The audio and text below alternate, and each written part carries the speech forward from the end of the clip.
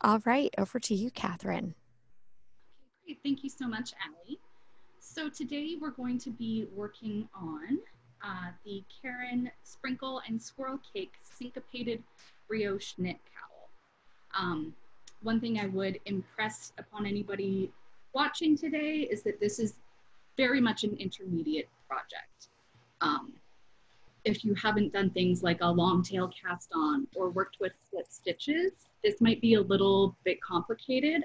Brioche is a bit of a tricky stitch when you're first learning. Once you get it, you've got it and it's great, but it can be a little much for a beginner knitter. So I would recommend this for more experienced knitters. It would be fine for a first brioche project, but not as a first knitting project, generally speaking. So I'm just going to take a few minutes to review the details of the pattern before I get started. If you want to switch to the overhead camera and I can go through the pattern. Thank you. Okay, for this pattern, we're working in swirl cakes as well as sprinkle cakes. This project requires 2 balls of each product. You will also need a US 10.5 or 6.5 millimeter needle. And it should be, if you're making the full size cowl, it should be at least 29 inches. You'll also need a stitch marker. Now, I want to also impress upon you that this cowl is very big. This was designed very much with Toronto winters in mind. So it is quite bulky. It's a big piece, it's a big statement cowl. So just be mindful of the measurements because it will be very easy to resize this. Now with starting out with brioche, if you've never done brioche before, the gauge for this project might look a little crazy. So we see here that 11 stitches and 30 rows is 4 inches, which can seem kind of strange to start with, but it will make sense. With brioche, every 2 rounds counts as a single round, essentially in terms of building up that row height. So for every 1 row of completed knitting, you're essentially working 2 because of the structure of the stitches. Gauge isn't imperative for this, but I would try a little test swatch to begin with, just to be sure that you like the way your fabric is coming out. And so there are a few core special stitches that form the foundation of this pattern.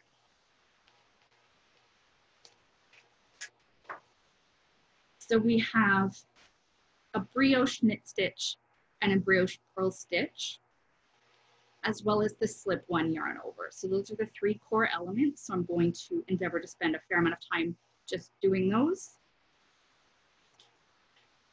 But first, I'm going to begin by casting on, which you do with both colors. You can cast on with 1 color for brioche. I prefer the effect of a 2-color cast on. I also like it because it makes it easier to count stitches. And since we are casting on a total of 166, it's nice to have any shorthand possible to count that many stitches. I'm not going to cast on that many today. And if you do want to resize your cowl, it's very easy. Just take off 2 stitches. That's it.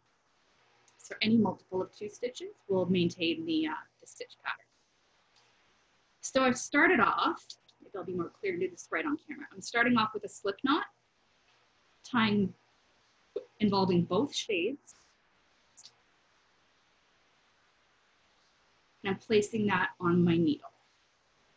Once my cast on is finished though, I will drop this slip knot off. This is not going to count as a stitch. So for those of you who are familiar with a long tail cast on, this should be pretty easy to pick up. So I'm holding my yarn slingshotted, as it were. with both of my colors. So I just start by grabbing those stitches and spreading them apart.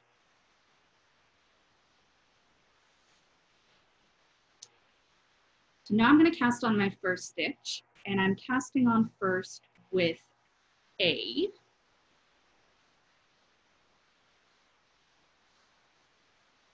So I'm going to start that cast on by going under my swirl cake and going under and picking up the sprinkle cake. I will do the opposite to pick up a stitch in the swirl cake. I mirror that action, and I'm going to pick up that loop and then pick up my swirl cake. So there I have a set of 2 stitches on the needles. And since I want to cast on one more stitch with A, I start by going under B and picking up A. And then going under A, picking up B. So you always start by picking up the shade that you don't want to be the legs of the stitch. So since I know that right now I want shade A, I go under B, pick up A. Under A, pick up B. So you're going to do this until you have 166 stitches. I'm not going to do that many, but I am going to repeat it a number of times so we can all see. So again, it's very similar to just a standard long tail cast on. The nice part about this though is unlike a long tail, you don't have to estimate how much yarn to pull off your skein before casting on. So going under B, picking up A, going under A, picking up B. There are other methods of 2-color cast-ons, but for a simple project, a simple brioche project like a shawl, a cowl, I find that this is perfectly fine and looks great.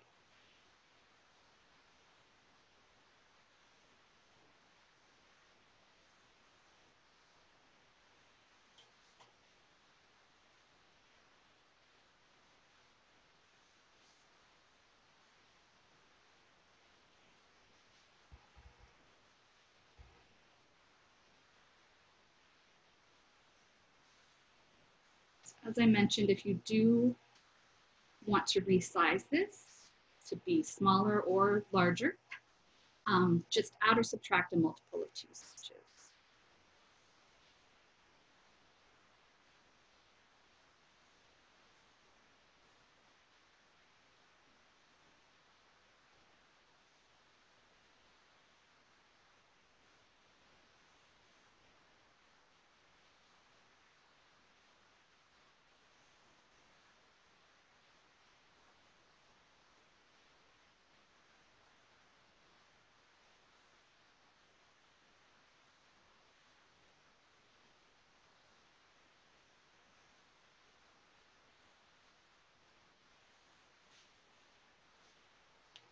This is quite a long cast on, and it'll be even longer if you do the full 166. But once you've got the hang of it, it's quite simple.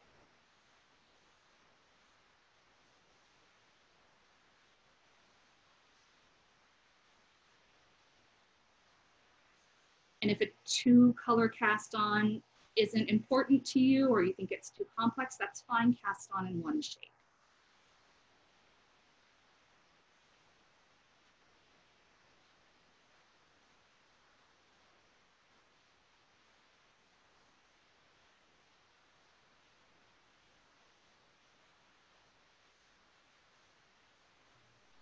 Catherine, could you confirm what the multiple is if somebody is resizing the cowl?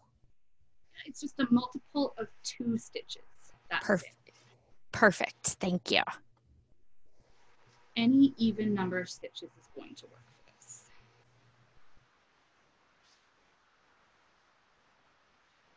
Now, if you are using a different 2-color cast-on method,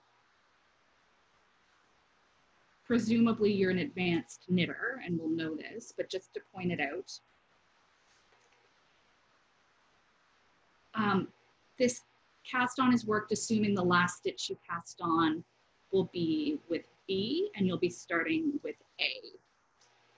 But if you use a different type of 2-color cast on and you're not at the beginning of your round, essentially you may have to alter it a bit just to be sure you're working the correct color into the correct color.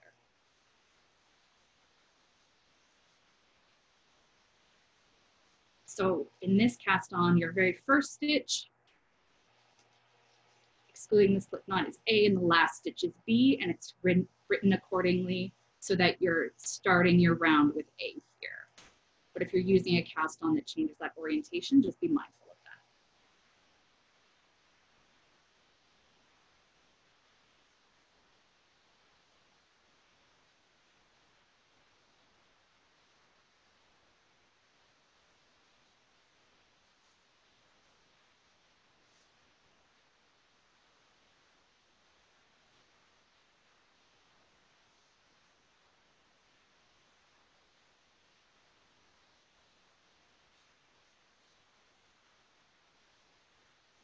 So we have recently at Yarnspirations updated the way that we write all of our brioche patterns, which is really great. Our older brioche patterns have been written in a slightly different language, I guess, than most mainstream brioche patterns. But thanks to 2 of our design team members, Julia Medill and Svetlana Avrak, we're now working in line with Nancy Marchand's established brioche terminology, which is great and makes our patterns more consistent with the rest of the industry. So if you learned brioche through Nancy Marchand, which most people do, I think, our language should line up with hers now.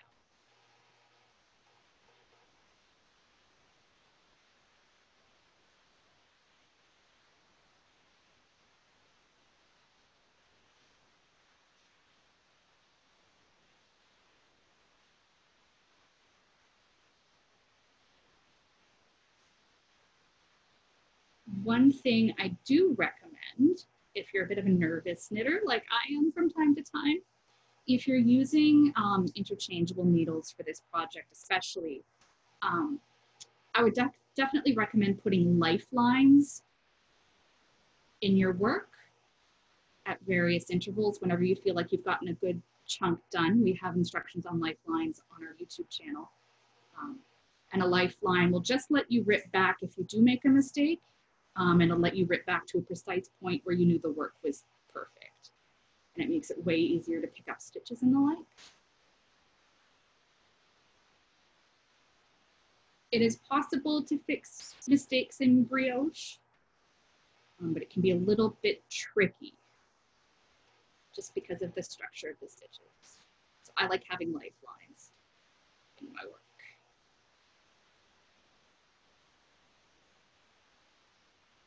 How many I have?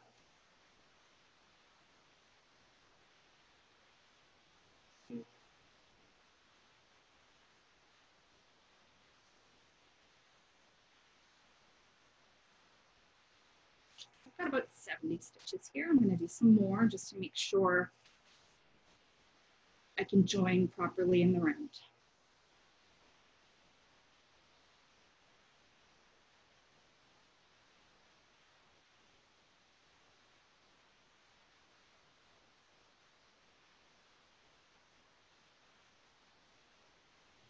There's a question here about which yarn is A and which is B if you're using the recommended shapes. Sprinkle cakes should be A. Let me just verify that. And then Lauren just wanted to ask, does it matter what you call A or B as long as you're consistent? It doesn't matter at all. Awesome. This is going to be reversible, and it's also syncopated brioche. So you're going to change which is a foreground color and which is a background color midway through the pattern. So no, as long as you're consistent, it really doesn't matter. That's a great question.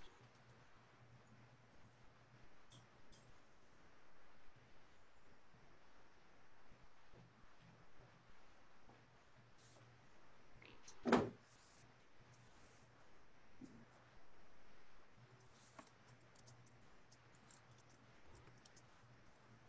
Just going to do a few more. I want to get to the meat of the stitches.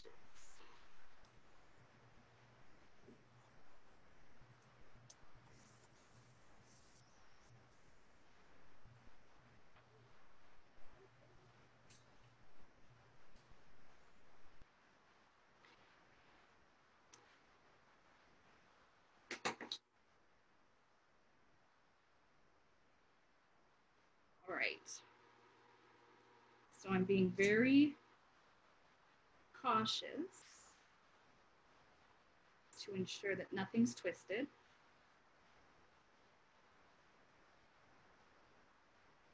Okay. And everything is sitting the way it's supposed to be. Perfect. I'm going to join in the round.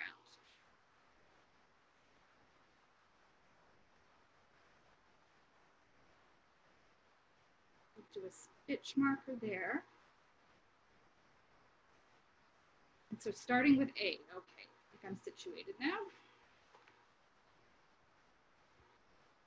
So starting with A, I'm going to knit, and pull the slip knot off. Starting with my foreground color for this section, or A, I'm just going to knit that first stitch.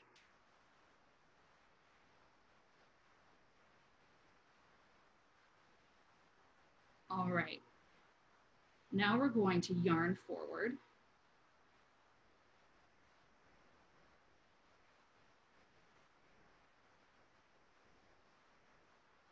And slip that stitch purlwise. I'm not going to change the orientation of my yarn, and I'm going to knit the next stitch. So now that I've done that, I have 2 stitches that I've knit in A, and my second stitch in B has been slipped, but it's also got a yarn over with it now. And I'm just going to keep doing that all the way around. So any stitch in B, I slip purlwise with the yarn at the front. Don't change the orientation of the yarn,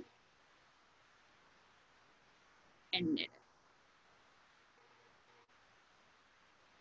So bear with me 1 second. I'll pull back.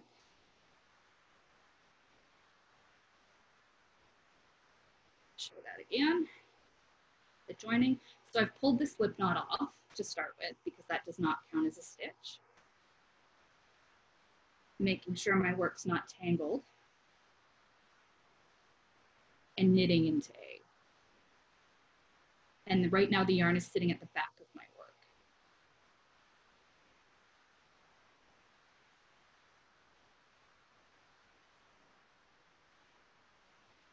Knit that stitch.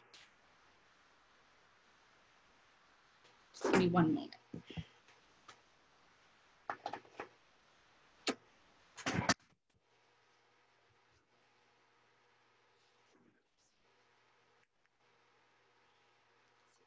That better lit, sorry.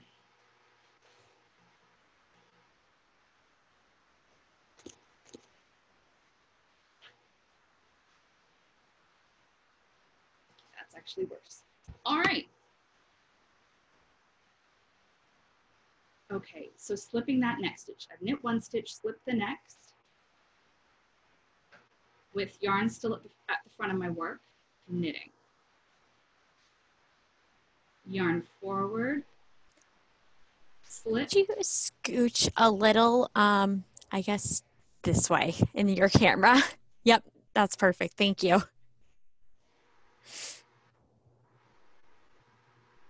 Okay. So slipping with my yarn at front and knitting. And then going yarn forward.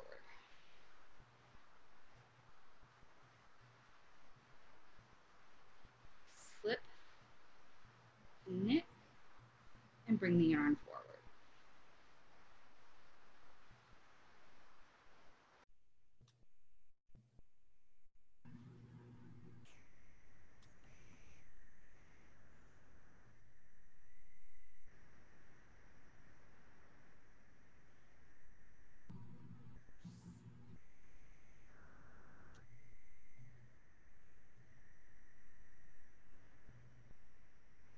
So what I've created here is I've just knit all of my stitches in A,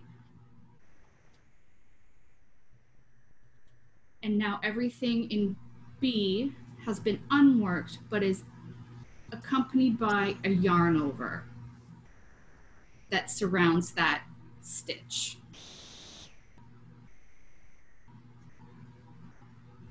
So we're knitting every other stitch and draping a yarn over across the unworked slip stitch.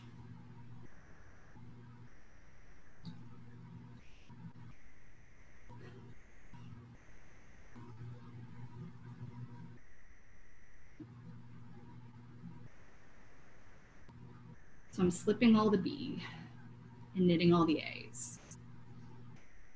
And that's the Brioche Knit stitch. So when we see BRK, this is what we're doing. Almost. Sorry, we're setting up right now, but.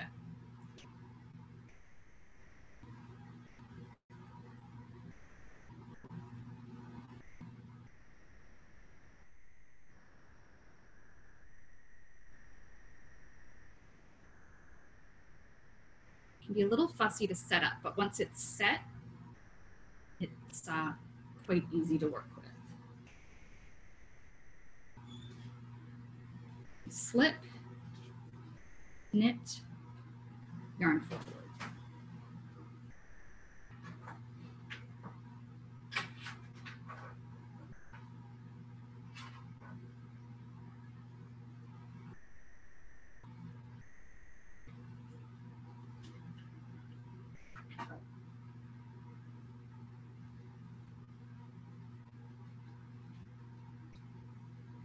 Now I did see a question pop up on the screen a little while ago about doing this flat. And it's kind of the same to knit brioche flat, like it's the same basic stitches, but it's a little bit different and maybe too much to cover in one class, both types. But it's the same stitches, but since you're working back and forth, you have to maneuver your stitches to the other end of the needle. So it can be a little bit tricky. I think for a beginner, brioche in the round is actually the easier of the two.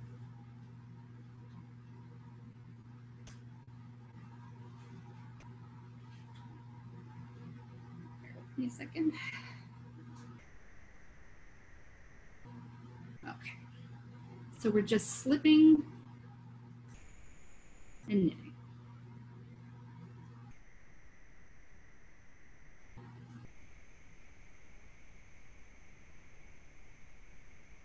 So this is what gives brioche its really lofty texture, is the fact that each stitch, when you work it, it's going to have an accompanying stitch shawling over its shoulders, essentially. So it's a really lofty fabric, and I love it especially for cowls, because it's very good in cold weather to trap in body heat and warmth.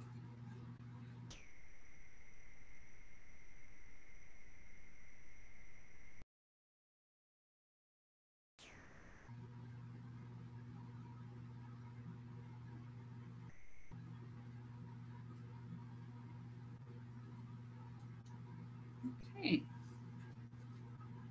I'm very tangled in a very small workspace. My apologies.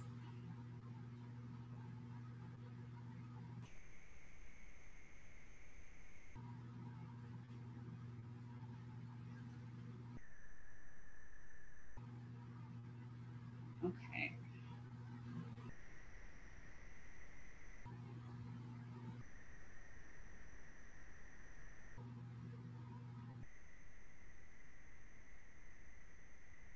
So I'm just going to continue the rest of the way around. So once you get the hang of brioche, even though it can be a little bit tricky, once it's set up, just like a standard brioche knit and brioche purl, it's quite a meditative stitch. And it's a very easy rhythm for most knitters, I think, to get into.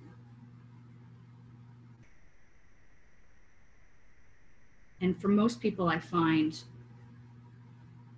brioche just kind of clicks one day and you're able to do it. Like once you understand the architecture, I guess, of the stitch or the structure, it becomes way easier to work.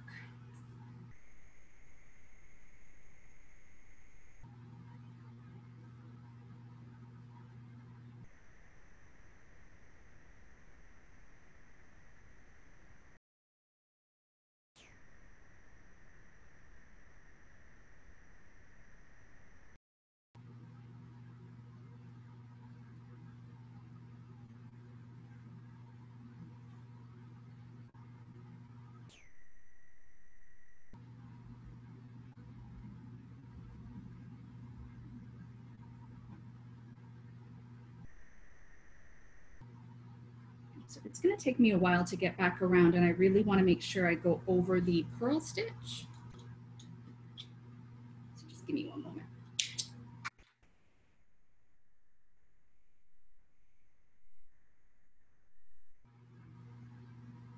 I'm going to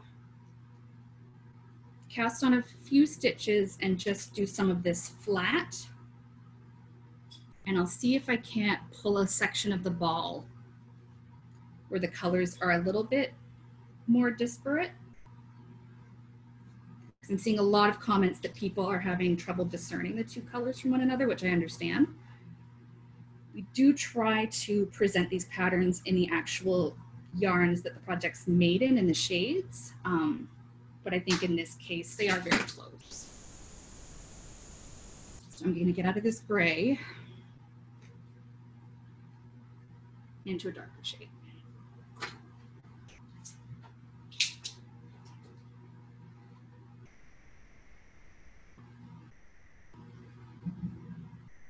Just gonna do a few stitches this time. And it will have to be flat because I don't have a short enough needle, but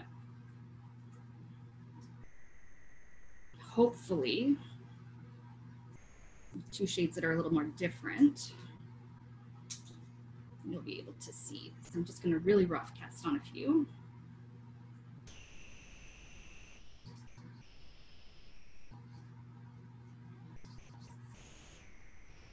And hopefully that's a little bit better with the contrast. It's not great, but it's better. And again, if you're a newer knitter, you may need to start out with a different project rather than brioche.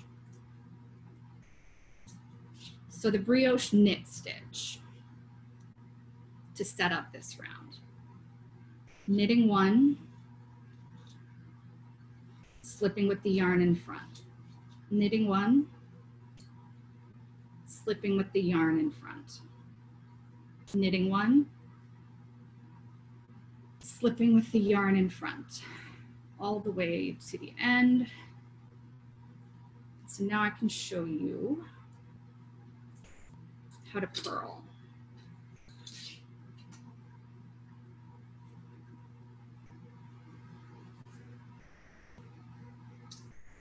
So to do a brioche purl stitch, you're going to be using color B, and every time you encounter an A stitch, you're going to do the same thing. You're going to slip it with the yarn in front. But I'm going to yarn over that slipped stitch. And then I'm going to purl together this B here, this B stitch that's got A draped over its shoulders, and I'm going to purl those together. And I'm going to do the same thing all the way around in your case. Is I'm going to slip anything in A, yarn over, purl B together with the stitch on its shoulders. So we're going to slip,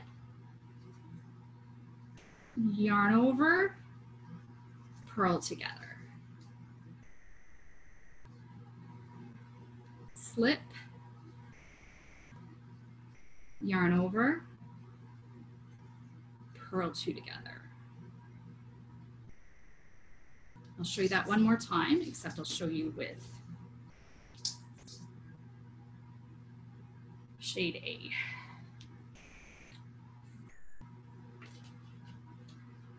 Select the other needles.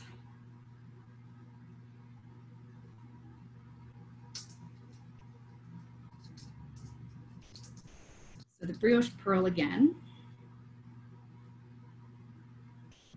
is you take whichever shade you're working with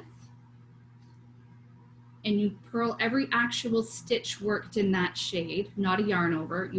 Every stitch that you've worked in that shade, you purl it together with its accompanying yarn over.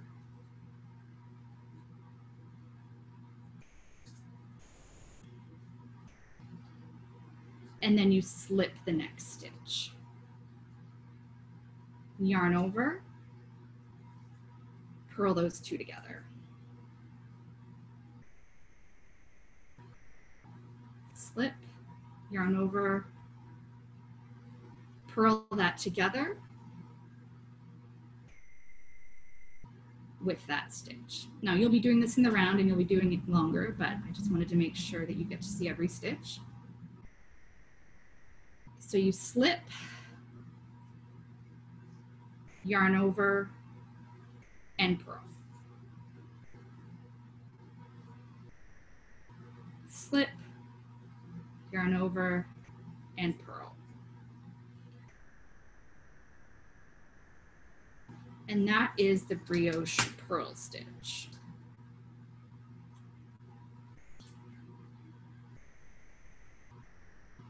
Let's go over the Brioche Knit once more.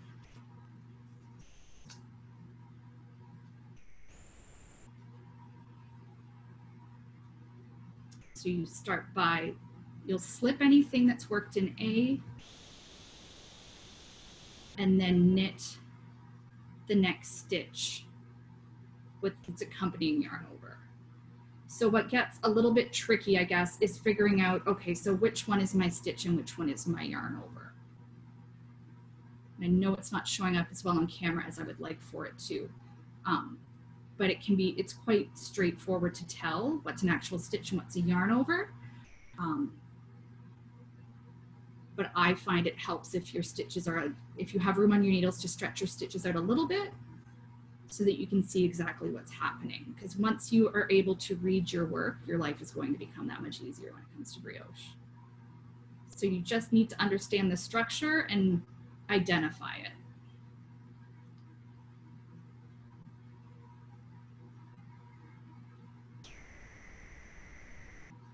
So now you can understand, I hope, what I say when I spoke about how different brioche gauge is from regular gauge, at least in terms of row count. In terms of stitch count, it's a wider stitch, but it's a very shallow stitch since you have to do 2 full rounds in order for every stitch to be worked.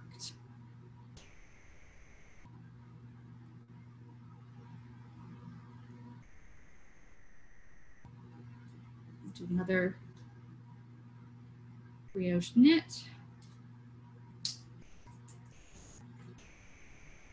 And the thing about brioche is I find that And I certainly myself was this way. Once you learn brioche, like once you get it, it might be the only thing you want to knit for a long time. It's very satisfying to work up, and it's a very clever stitch. So again, for that knit stitch, I'm knitting right now with A, so I'm just slipping every actual stitch in B and knitting all my stitches in my shade A with their accompanying yarn over.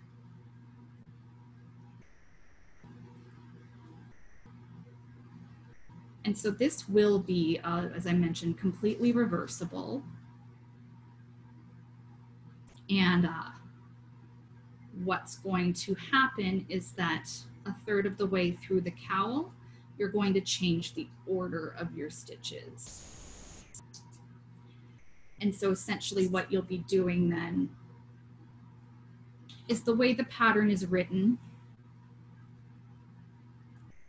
This A shade is your foreground color at the outset. So this A shade, it's the one where your stitches appear as knits on the right side of your work, even though it's reversible. And your B shade, you see the backs of, and it's not as prominent. So what you'll do partway through the cowl is just change between foreground and background. So anything, you're just altering the order of the stitches to bring this, this contrast B to the front of the work.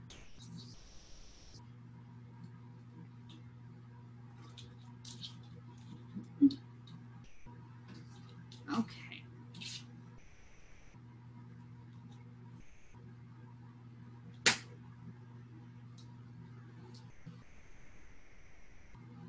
So for that purl stitch again, slip a stitch, yarn over, and purl those two together.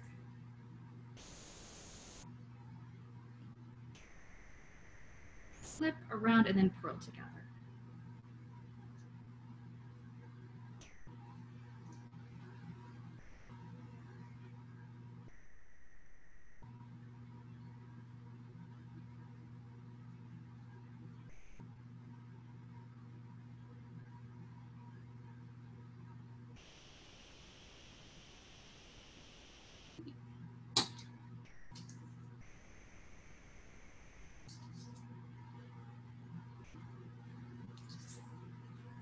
Again, since I'm flat, I'm doing it a little bit different, but again, as long as you understand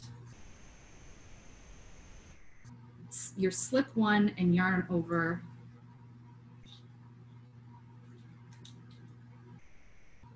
your BRP and your BRK, you're all set for this pattern.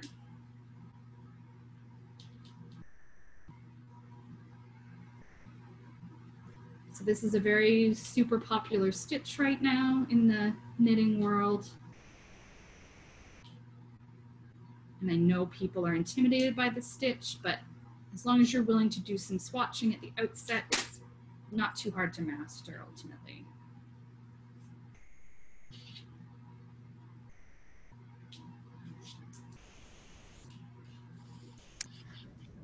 There's a question here about what do you do with the last stitch on the needle, the one without a mate? In the first setup round? I believe so.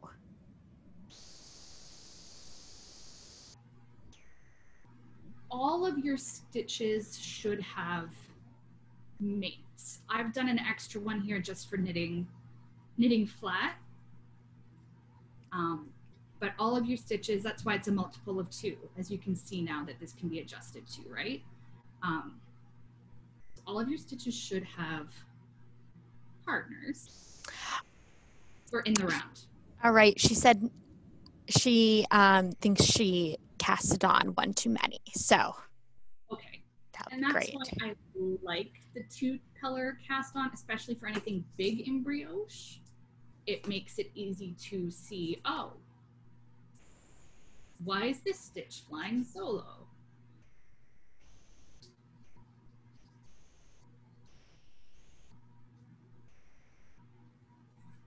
Right. So yeah. I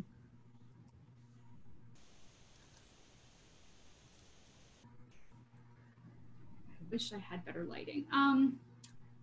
You can kind of see how these stitches are working once you've got a bit done up here. So it's basically like having a two-color ribbing, but you have the other shades kind of floating through and accompanying every stitch in the contrast color.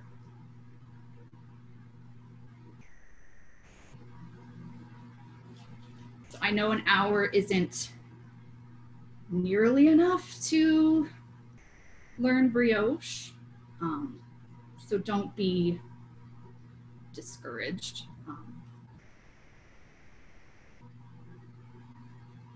I know it's something that took me a number of tries to finally learn after knitting for years, but it is a very satisfying stitch and it's incredibly popular right now.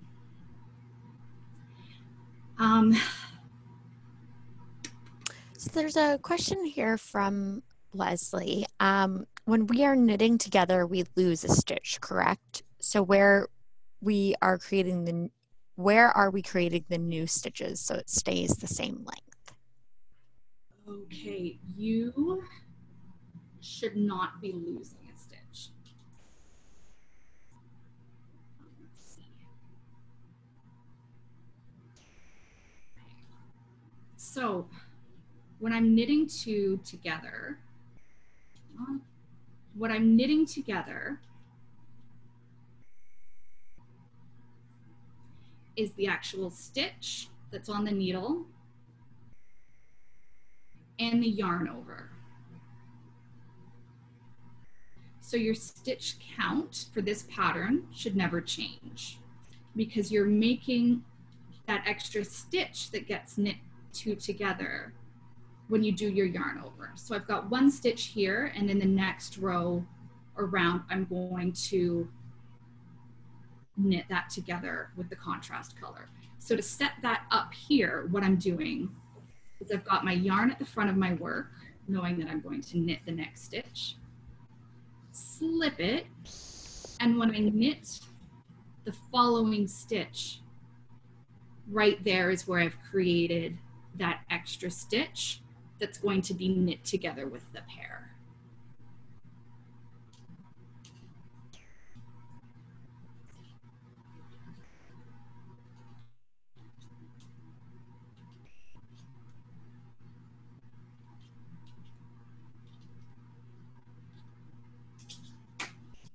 And once you really understand how these stitches work, you can do a lot of really cool things in brioche. I think it's a great skill to have. And I would recommend swatching it first, just to learn what's what and how it's all put together. Because one great thing to be able to do is for something like this, where it's not too complicated, you can go down like your regular knitting and you can fix it as long as you understand what the structure of the stitch is. Which is a big lifesaver because when you're knitting brioche, it does take longer than conventional knitting, and I am very reluctant to frog brioche. So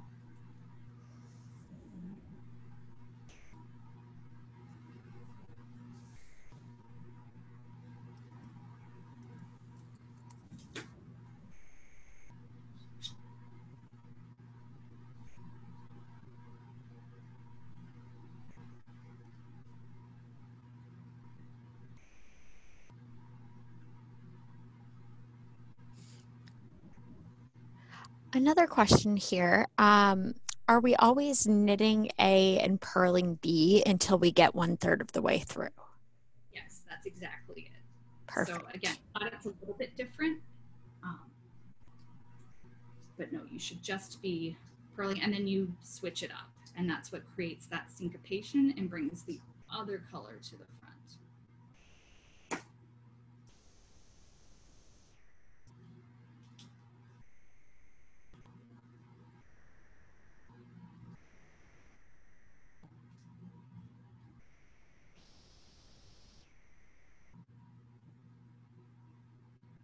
just as long as you're sure you're getting your yarn overs in that stitch.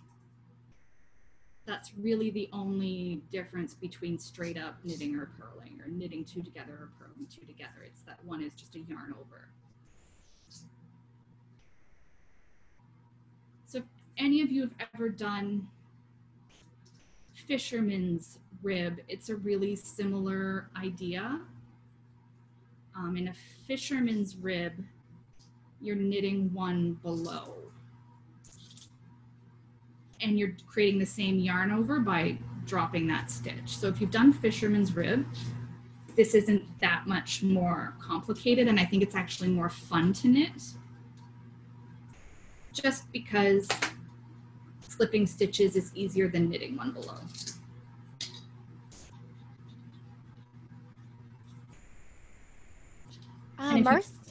Martha here had a question, and I don't know if you know the answer, but if you were to follow the pattern, how heavy would you say the finished, the full-size finished cowl is? I think it's about a...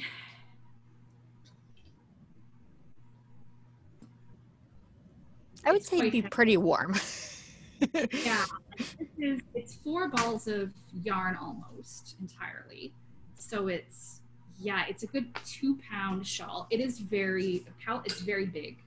It is quite generously proportioned, like it's meant to be. I guess the Lenny Kravitz of cowls. It's very oversized. But again, it's so easy to resize brioche just by adding or subtracting a multiple of 2 stitches.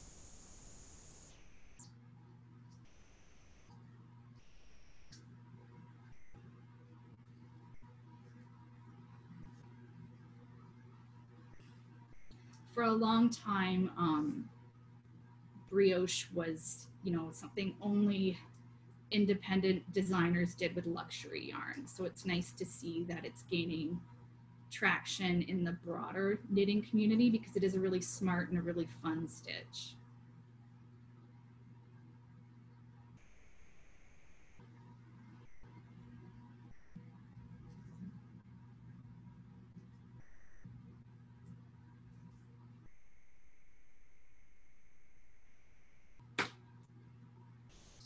So yeah, it's a very cushy, generous fabric.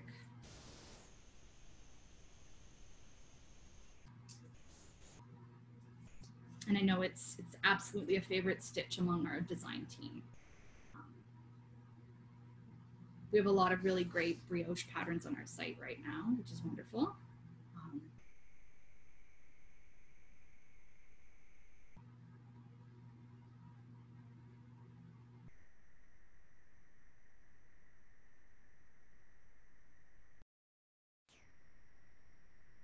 And if you want a more in-depth look at each individual stitch, I believe on our YouTube channel, the Yarnspirations channel, we have a number of videos that one of our designers, Svetlana, made, and it's worked in contrast colors of Bernat Maker. So it's very clear. She's a phenomenal teacher, so if you are struggling, she worked very hard to make sure that we had great brioche resources.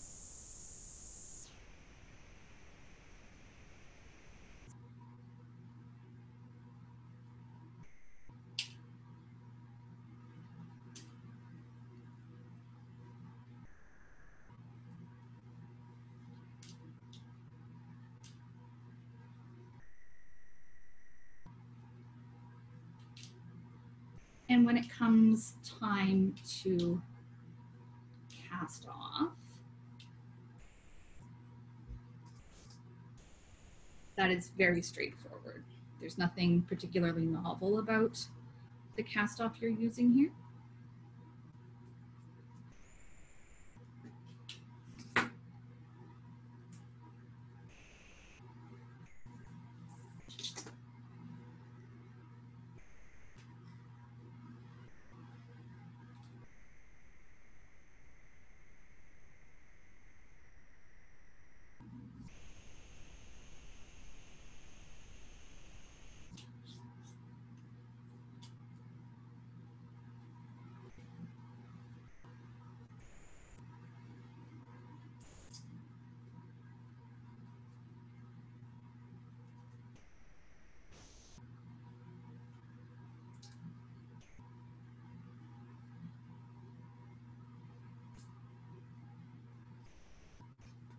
So when you cast off, pretty simple.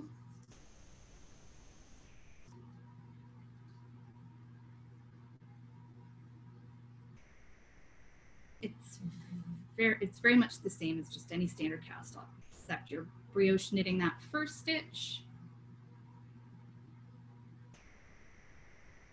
knit one, and pass it over.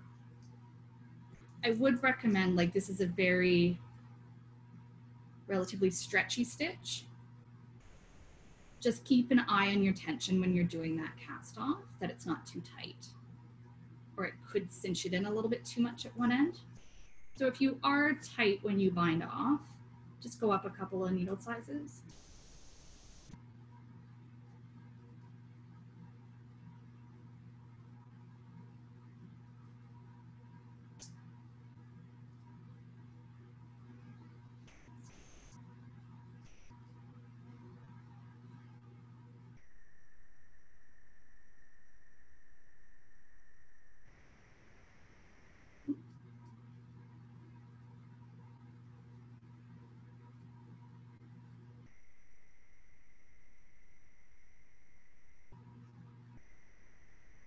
Yeah, and then when you have that last stitch left, just fasten it off.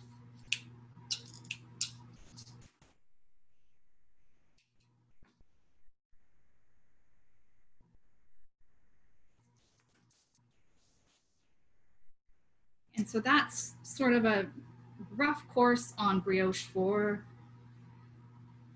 beginner brioche knitters. So I don't know if there are other questions that I can field. Linda asked, so at the 1/3 point, how do you change the order of your colors? So you are actually,